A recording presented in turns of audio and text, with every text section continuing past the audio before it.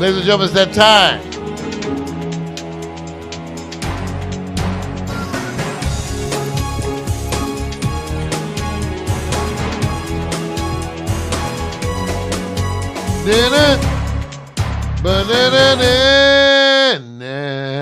Ladies and gentlemen, it's the good news, the bad news, and the other shit. And again, these days it's kind of like, well, exactly that. The good news, the bad news, and the other shit. So much other shit is out there, but we are dealing.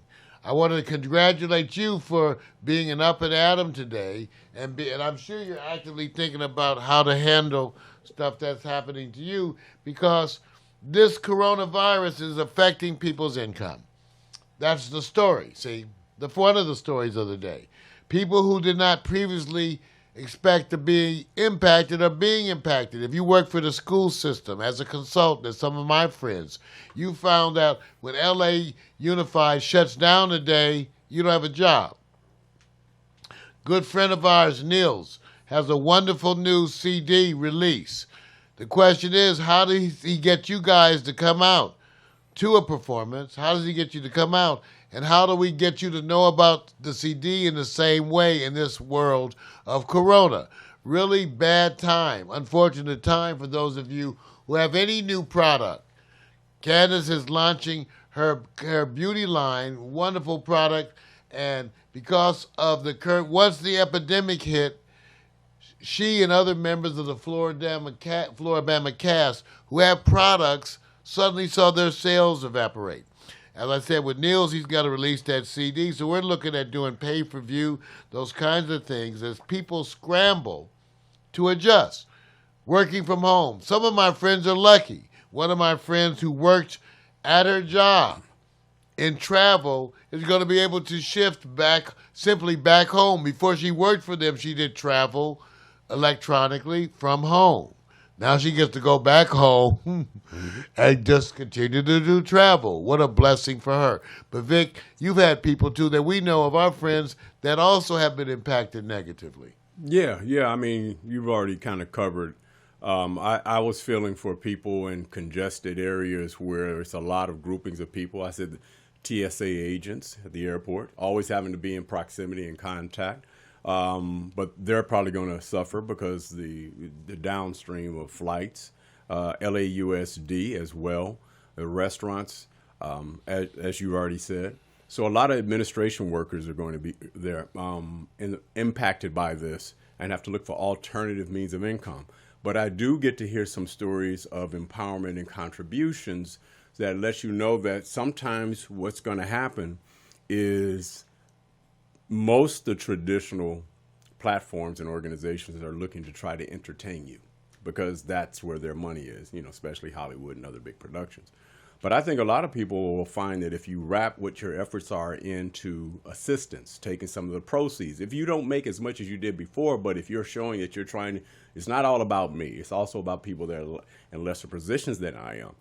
I think that can be a groundswell for people. And maybe it'll force us where we don't have these geographical lines of communities now to sit back and raise our level up to try to help one another, because you damn sure don't want to wait for the government.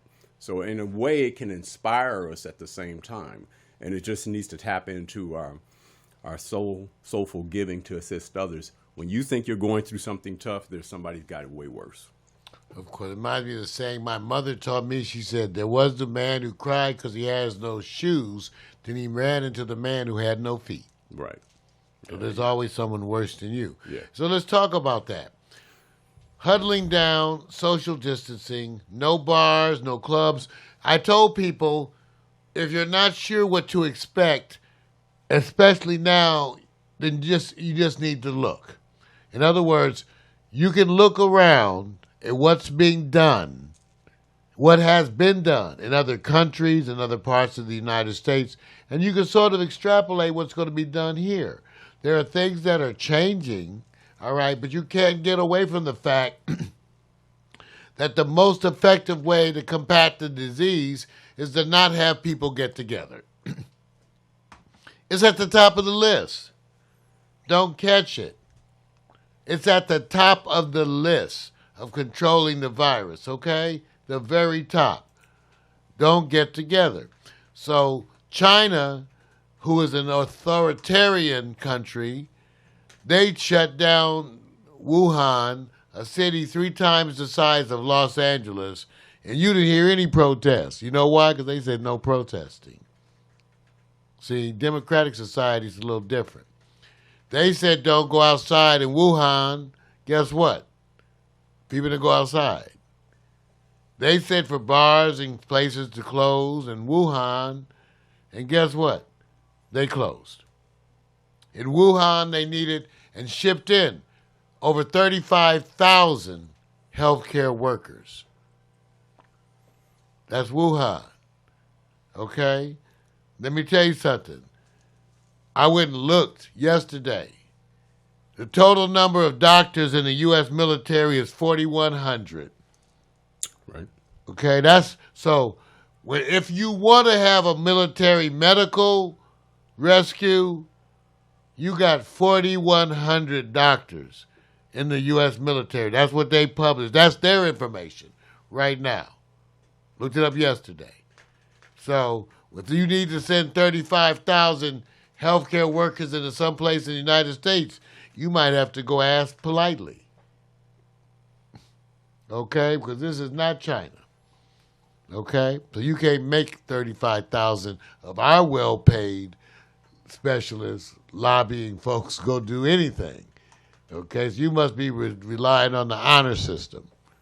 So in the United States, where reason why they can't respond is because you don't have the capacity to send 35,000 health officials anywhere. Okay? You don't have that capacity. So when you say you the best prepared, says who? Says who? Okay? Like I said, tell me, they need to show you and tell me what percentage of healthcare workers they got. From where? Okay. So here we sit. No bars, no clubs. Now, so the point I make to all my friends, and I said this, all of it's shutting down. Because unfortunately, too, or maybe fortunately, the standard that appears to have worked is the one in China. They're experiencing decreasing rates of infection. Have been. They're taking the hospitals down. Okay?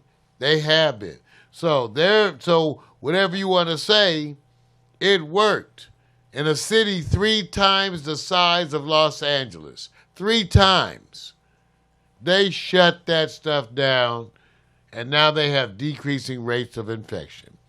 There is a take-home lesson in there somewhere. Somewhere. Here in the States, we're concerned with toilet paper, guns, and water. Let's take the water thing first. As far as I know, I've been looking around the world, it's not like an earthquake, tornado, hurricane, tsunami, none of that. So in the midst of the virus, you have an infrastructure. Water will still go. Electricity will still go. Internet will still go. Now, like Thornton said to me, by the time water and electricity go, you know you're in apocalypse now, if you actually have that. Imagine much worse it could be if it was an earthquake. See, this is what I'm saying. My mom almost said it could be worse. If it was an earthquake knocking out water, power, and internet, you'd be talking about a different thing. So why so much water? Because people don't get it. One of my friends said she asked somebody in line. They kind of get incensed. Why are you buying so much water? The water's not going to shut off. You got tap water. You may not think it's wonderful, but it certainly will keep you alive. Okay? It may not be the most healthy. I'm used to the crystal geyser. Well, you may not have no crystal goddamn geyser. Okay? You may have to drink some tap water to save your ass. Be glad it ain't toilet water. Okay? That's what I'm telling you. That's what you see. Get that perspective down. Okay? You drinking tap water, it could be toilet water. Okay? All right. So you don't need all that water. Out there buying all that water, you wasting money. If there's a case of water that used to be $6 that you paying $25 for now, then you're stupid. Okay? Now, number 2, toilet paper. Luxury. What happens when you don't have toilet paper? Use a Sears catalog. Any magazines you have, things like that, you can do that if you need to, but I suggest other things. You have water, hot and cold, and a toilet. See, in some cultures, you have to wash your butt, wipe your butt with your hand. You take your hand and wipe your ass and then rub your hand into the dirt. That's the way it works. That's how you take a dump. You take a dump, wipe your ass with your hand, rub some sand and shit around your ass, and that's how you get it done. Okay? So that will work. Now, my mother reminded me, she said, son, I changed diapers. And she reminded me when we came up, there were no Pampers. No disposables. That's right. No disposables. So you took the doo-doo diaper, hoping it was formed, shook it in the toilet, hoping it was some formed stool, but if it was some soupy, you took the diaper, rinsed it in the toilet, then you took it and wrung it out, put it in the little sink or whatever. That's why they used to have a little tub next to the washer with running water. You put it in there, rinse it and squeeze, rinse out the shit, the remaining shit, wring it, and throw it into a covered bucket. My mother said she used to take all them, you would wash diapers like twice a day, and they would be fluffy and white. You put a bunch of bleach in there. Now, she said later on, they had the diaper service where you would wring the diapers out, throw them in the bucket, or they would come and get the diapers. But everybody was used to doo-doo diapers. They didn't have Depends. If old people peed on themselves, had an accident, you went and washed off your underwear. So now, if you happen to have toileting issue, you'll be able to wipe your ass and then take a shower. So if you run out of toilet paper, you'll go get a bunch of rags, cut them into squares approximately the same size, wash them so they're all soft and fluffy, and have them in a stack in the bathroom. You would use those to wipe your ass, and then you would rinse them out the same way and put them in a little plastic container with a lid, and you'll wash them every day. So toilet paper, lack of toilet paper, you can handle. It's not so pleasant, but if you can handle it and still come off being rosy, fresh, and clean. As a physician who stuck my fingers up the asses of many people I don't even know, you can get used to shit on your hands. Okay, I'll just say it really cool. You can get really used to shit on your hands. You think you can't? I tell you can. It ain't even that big a deal. You learn to get shit on your hands and vomit and everything else, and you go wash it off and go about your day. It won't ruin your day, and you won't think about it for hours on end because you got some shit on your hands, even somebody else's shit. Okay? So you can get over shit on your fingers. All right? Now, guns. I went to the gun store to pick up a gun on Saturday because I had ordered a 20 gauge shotgun because I have a 12 gauge shotgun, semi-auto. Once you cock it, you got 8 shots as fast as you can. You shoot. When you shoot a 12 gauge shotgun, especially a semi-auto that shoots like 8 shots, that is some impressive stuff. You don't want to do it. I'm telling you, if you think I talked to there was a brother at the gun store, looked like Ving Rhames. Big, he was like a little older, right? Late 40s, buffed all out. He was there with his woman getting her a weapon. And I was talking about the shot. He was buying a shotgun. And I said, yeah, man, I'm getting 20 gauge. He said, 20 gauge? I said, man, brother, I shot that 12 gauge, and you know what? That ain't pleasant to shoot. A 12 gauge shotgun is not pleasant to shoot. You think you macho? You think you go out there and shoot the 12 gauge. Then you start looking at those movies different when they chicka-poo, chicka-poo, chicka-poo. Yeah, you be chicka-poom. And maybe not another chicka. Because you ain't going to want to shoot. 12 gauge shotgun, inexpensive. So I got a 20 gauge. Smaller shell, not all that recoil, not all that stuff. Still kill a mofo. So I got a 20 gauge. I went there to get my shotgun, right? Right. So I go Saturday. Gun store. If I get there 15 minutes before closing. It's closing at 6. I get there at 5:45. One of the more popular gun stores here in the Martin B. Redding. I get there. They got 3 lines set up. I go to the first line, and I walk up, and the people are so polite and nice here in California under stress. The gentleman said, this line, what's this line? He said, oh, this is the line for ammunition. Right. I said, oh, this long-ass line? Yeah, this is the line for ammunition. Now, thankfully, my be-prepared ass went to the ammunition store last week, so I'm ammoed up. You know, I got so much ammo, we can lead a small revolt, okay? Okay. So I said, okay, I don't need that ammo line. I went to the other line. And that line, the guy said, I said, what line is this? He said, well, this is line to buy a gun. I said, oh, this long-ass line. Because when I bought a gun, I went in there when there was 2 people in the store. 2 people. And they worked with me alone. And it took an hour to buy a gun. Okay? It took an hour to buy a gun when you're the only person they're working with. Fingerprint, I don't know if everybody in the country do what California does. You do not have to worry, okay? Fingerprinted me like 5 times. Passport. If you have the new driver's license, you have to have the real ID. If you don't have the real ID, you got to bring a passport. If you have a regular driver's license and you want to take ammo out the store, you need to have a real ID or a passport. Now, you can go to the gun range and buy ammunition and shoot at the gun range, but if you have 50 shells left, you can't take them home. Okay? Without being passport. So, that line, and I went to the third line of the store. He said, what line is this? He says, this is the line, the people were so nice. The gentleman said, this is the line for people taking the test. By the way, I scored 100% second time again. First time in the late 90s, scored 100%. Scared the shit out of people in there. White people looking at me funny.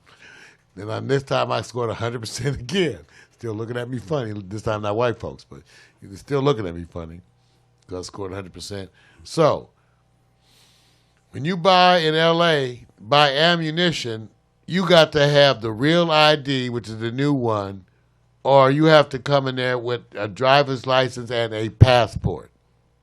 So, I want you to know, there's a gun run all over the United States. Now, let me say, why do people have the gun runs? Because they know that the neighbors may act up.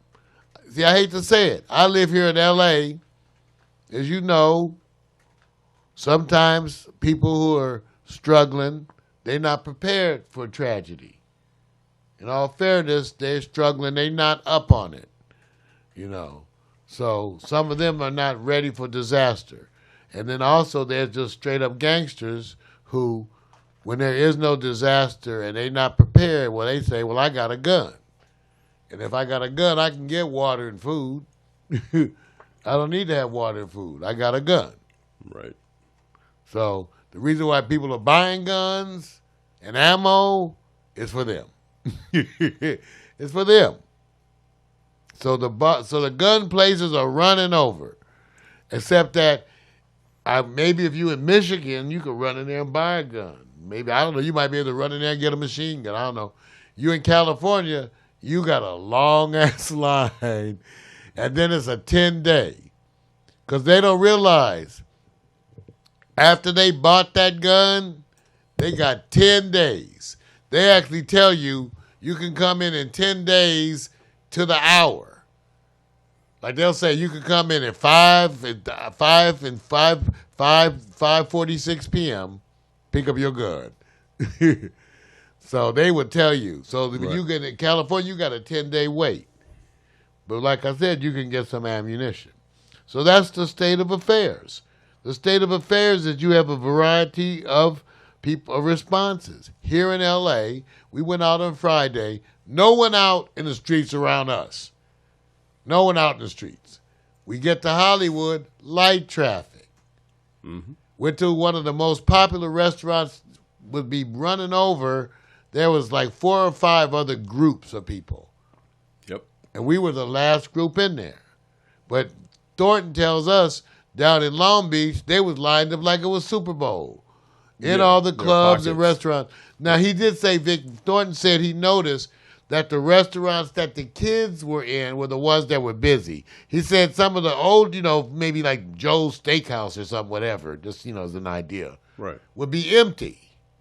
So you had restaurants that were empty and other ones that were packed as young folks attempting to relieve their stress. Now, Candace gave me the perspective, and it was like you said, Vic, she's 27. The perspective is they can't stay indoors for 2 months. Nope.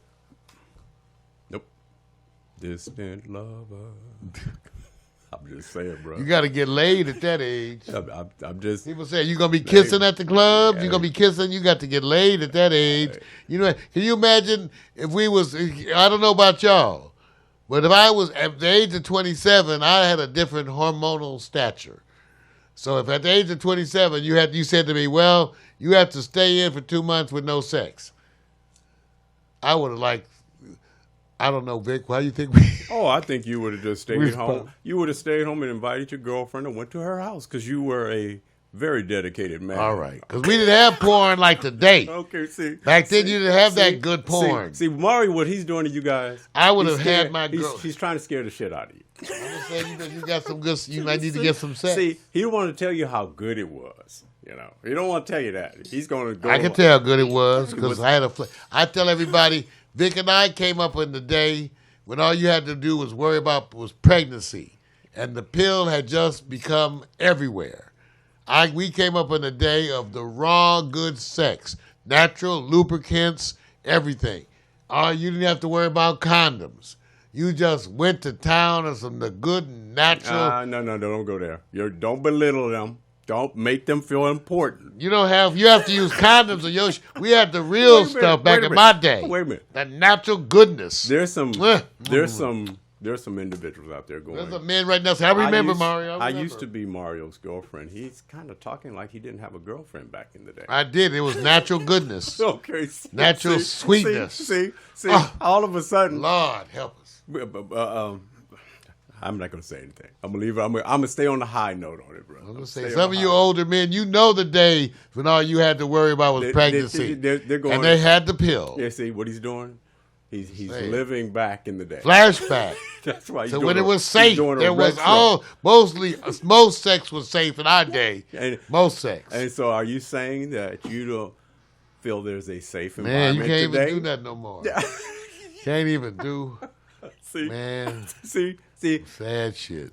I feel for y'all young people. Mario's watching TCM classes. I'm just saying, they can't even, some of them never even known the real shit. There are men out there who have been having sex for 10 years and never had no real stuff. You know what? Mario sounded like his parents who were going like, man, I don't know what's wrong with you guys. I feel for you. You ain't never had no real pussy. Wait, didn't? I'm just saying. You shouldn't be talking like that, bro. I'm just saying that's the news. Some of y'all out there understand why we lament. You got to use condoms. Sex ain't safe. Dancing ain't safe. Partying ain't safe. I'm sorry for you young people. Every goddamn thing out there is dangerous. Can't even get laid. All right, that's the news. It's a bad fucking day on the news. You can't do shit. No sports on TV. You better take up computer games.